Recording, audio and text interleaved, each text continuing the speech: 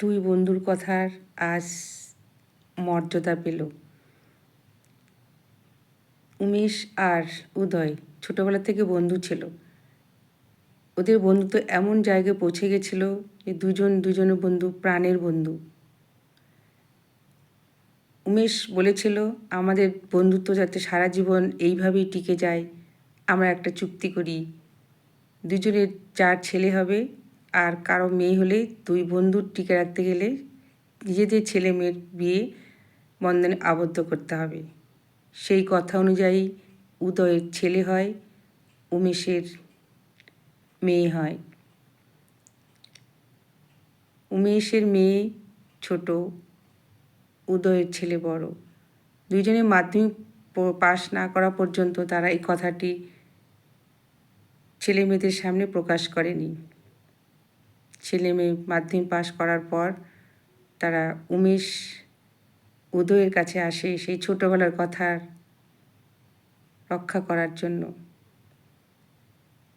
সেই দিনেই উদয় তার ছেলেকে বলে যে ছোটোবেলা থেকে দুই বন্ধুত্বকে টিকে রাখার জন্য তারা একটা চুক্তি করেছিল তার মেয়ের সঙ্গে তোর বিয়ে দেওয়ার কথা। উদয়ের ছেলে বাবার বাধ্য ছিল, তাই কথাটাকে ফেলে দেয়নি। বাবার কথা মতো সেটা মেনে নিয়েছে। আজ তাদের বিয়ে ডেট ছিল। সেই বিয়েতে আমি উপস্থিত ছিলাম। বন্ধুত্ব দেওয়ার কথা আজ ছেলে মেয়েরা বন্ধুত্বের মান রেখেছে মা বাবার। হাসি মুখে দুই ছেলে মেয়ে মেনে নিয়েছে বাবাদের বন্ধুত্ব।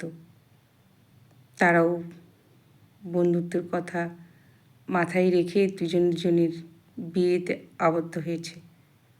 আজ ছিল তাদের সেই বন্ধুত্বের ছেলে মেয়ের বিয়ে। সেই ছেলে মেয়ের বিয়ে আমি ছেলের পক্ষ হয়ে গেছিলাম মেয়ের বাড়িতে, মেয়েকে আশীর্বাদ করার জন্য। দেখেছিলাম তাদের সেই সরলতা। দুই পরিবার খুব সরল, দুজনেই ছিল কৃষক পরিবারের ছেলে। তাদের মধ্যে কোনো অহংকার নেই, বন্ধুত্বর জোর এত তাদের মধ্যে ছিল। কথার খেলাপ কেউ করেনি, ছেলে মেয়েরাও না। ছেলে মেয়েরাও বাবা মায়ের চুক্তিটাকে মেনে নিয়েছে। আজ দুজন বিয়ের পিঁড়িতে বসেছে। সুষ্ঠুভাবে বিয়ে পার হয়েছে। তাদের দাম্পত্য জীবন কেমন হবে জানি না, হয়তো ভালো হবে। যার বাবা মা এত ভালো, ছেলে বউ আর মেয়ের, তাদের ছেলে মেয়েদের সংসার অবশ্যই ভালো হবে। এই শুভকামনা রেখে আজকে আমার গল্প আপাতত বন্ধ রাখলাম। দেখি তাদের সংসার সুখের অপেক্ষায় বসে রইলাম। খুব ভালো একটা গল্প, বাস্তবে দেখা যায় না।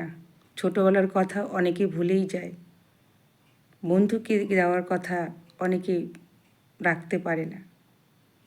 কিন্তু আজ নিজের চোখে দেখলাম ছোটোবেলার বন্ধু আজ বিয়ে পরিণত হয়েছে। ভালো লাগলো। বন্ধুত্ব হলে এরকমই হওয়া উচিত, কথার দাম রাখতে হয়।